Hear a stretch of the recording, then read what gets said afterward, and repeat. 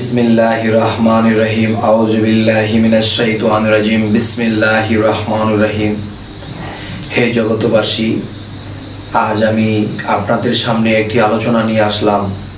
আর এই আলোচনাটি হলো এই পৃথিবীতে যারা মুসল্লিগণ, যারা আল্লাহর বিভিন্ন ইবাদত করেন এদের জন্য, এবং যারা এই পৃথিবীতে আল্লাহকে পাইবার জন্য ত্যাগ করেছে, ত্যাগেরই আরেক নাম হলো কুরবানি।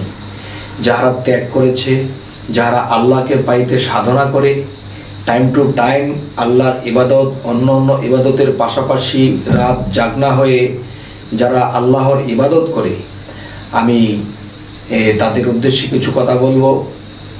যে এই পৃথিবীতে যারা আল্লাহর কাছে মোনাজাত করে চাইতেছে যে আল্লাহ আমার এই সমাধান ঘটিয়ে দাও, আল্লাহ তুমি আমাকে ধনী বানিয়ে দাও, আল্লাহ তুমি রোগ মুক্ত করে দাও, আল্লাহ তুমি আমাকে বিভিন্ন বিপদ হইতে রক্ষা করো, আমার একটা মামলা আছে, মামলার জন্য আমি খুব যন্ত্রণায় আছি, যন্ত্রণা দূর করে দাও।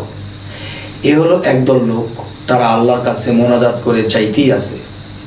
কিন্তু আরও এক প্রকার লোক আছে, সেই লোকগুলো এই পৃথিবীতে খুবই কম।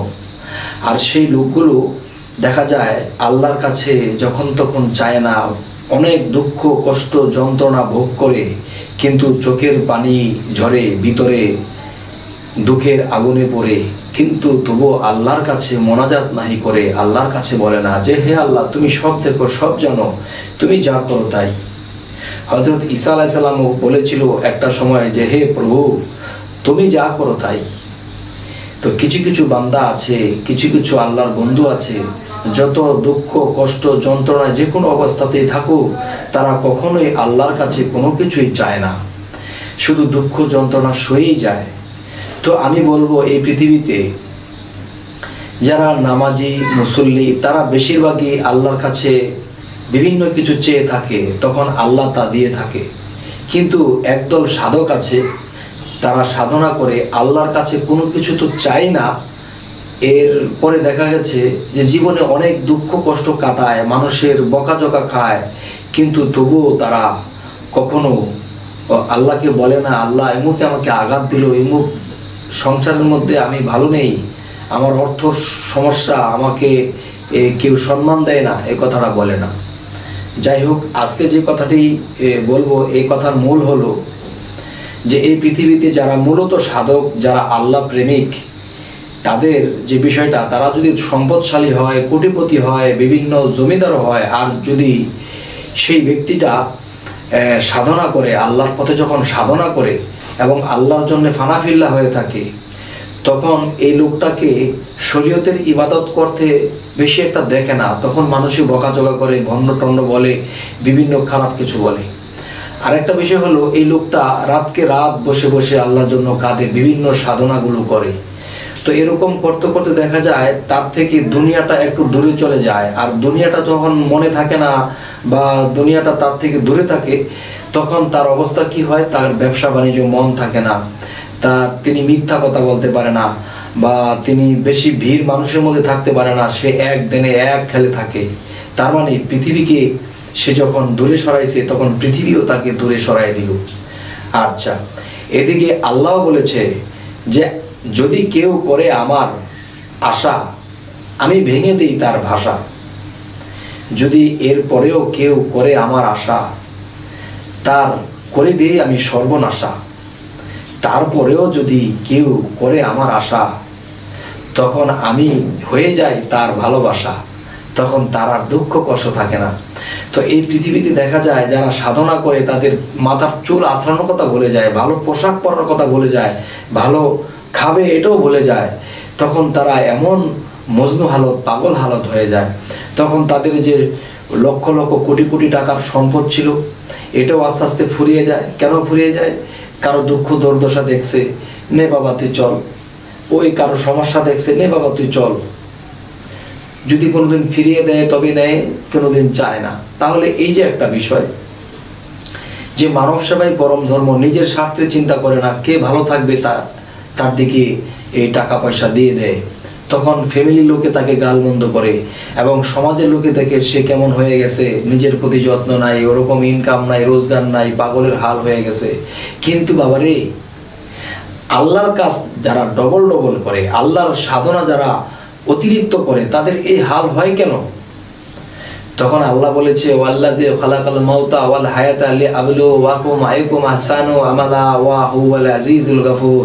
আল্লাহ বলিতেছে যে আমি এই পৃথিবীতে মানুষের মৃত্যু ও জন্ম সৃষ্টি করিয়াছি পরীক্ষা করার জন্য, তোমাদের মধ্যে কে কর্মে উত্তম, তিনি পরাক্রমশালীর সাথে মিশবে।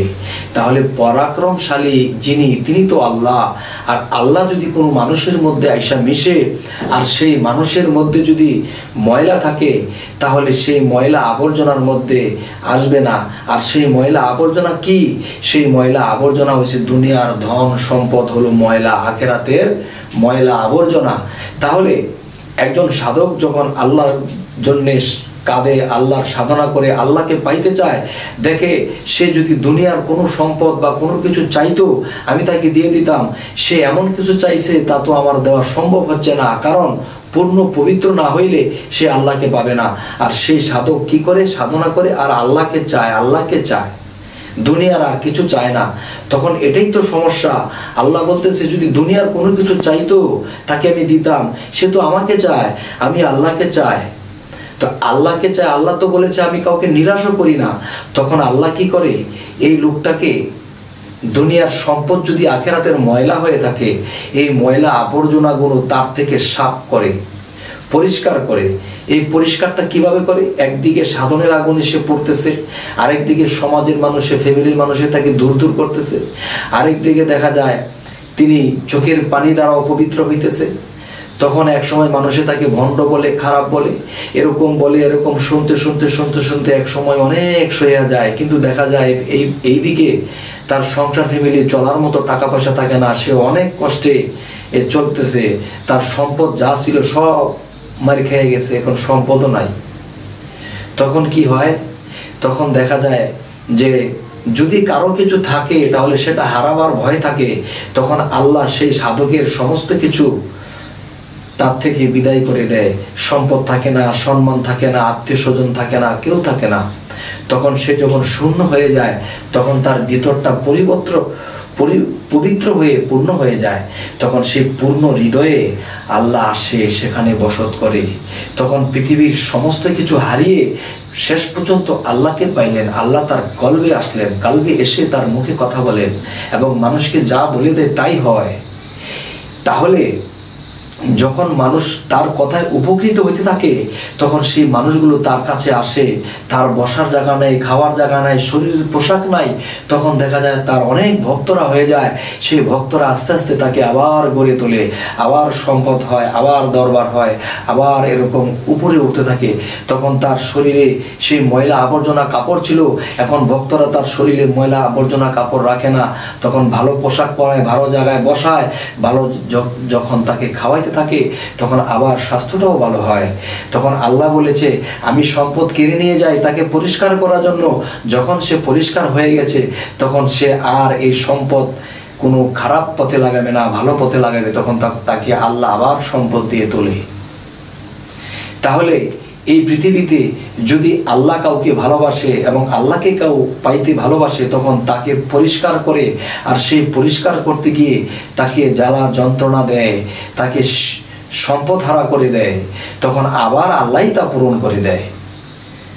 তো এই পৃথিবীতে এরকমই চলছে, কিন্তু মানুষ বোঝে না। নাকের ডগায় চোখের সামনে দেখতে পায়, দেখার পরে ব্যাপারটা মানুষের বুঝতে পারে না, তখন তাকে ভণ্ড বলতে শুরু করে।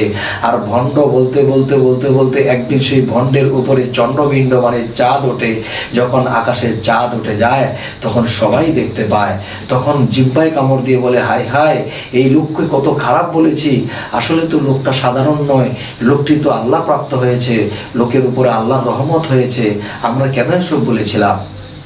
তো আজ এই কথাগুলো বলার উদ্দেশ্য যে আমার জীবনে এমন কিছু ঘটনা ঘটেছিল যে আমাকেও আল্লাহ পাগল বানাইয়া রাস্তায় ছেড়ে দিয়েছিল। লাস্ট পর্যন্ত আল্লাহ আবার আমাকে ঘুরে এখানে এনেছে। এই পৃথিবীর সমস্ত মানুষের দোয়া, সমস্ত ওলিয়া উলিয়াদের দোয়া যদি আমি না পাইতাম, তাহলে আবার আমি এই অবস্থানে ফিরতে পারতাম না। তাই সকলের কাছে হাত জোর করে বলছি, সকলেই ভালো থাকবেন। তাই এই বলেই আজকে রাখলাম। আল্লাহ হাফেজ।